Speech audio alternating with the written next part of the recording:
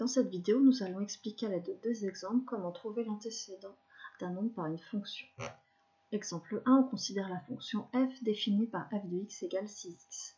On cherche l'antécédent de 30 par la fonction f. On peut écrire f, donc on cherche un nombre qui associe 30. Que fait notre fonction?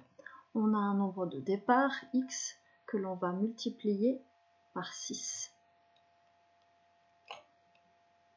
On cherche donc un nombre qui, lorsqu'il est multiplié par 6, donne 30. On peut trouver le résultat de tête, puisque ce nombre est 5. 5 fois 6, 30. Nous avons donc des cas simples où le résultat peut être trouvé de tête. Exemple suivant. Exemple 2. On considère la fonction g définie par g de x égale 2x plus 7. Ici, moins facile de trouver la réponse de tête. Notre fonction, que fait-elle? Elle a un nombre. Il va y avoir deux étapes. On regarde les priorités opératoires. On a d'abord 2x, donc 2 fois x. Elle va donc dans un premier temps multiplier par 2 et ensuite ajouter 7.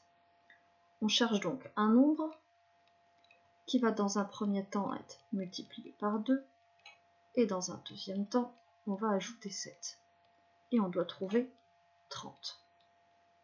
On fait ce qu'on appelle, on remonte le programme, comme on a pu le faire avec des programmes de calcul. Si dans ce sens, j'ajoute 7, dans ce sens, j'enlève 7. On a donc 30 moins 7 qui fait 23. Ensuite, pour aller dans ce sens, je multiplie par 2, donc dans ce sens, je divise par 2. 23 divisé par 2 fait 11,5. Nous avons donc que l'antécédent de 30 par la fonction g est 11,5.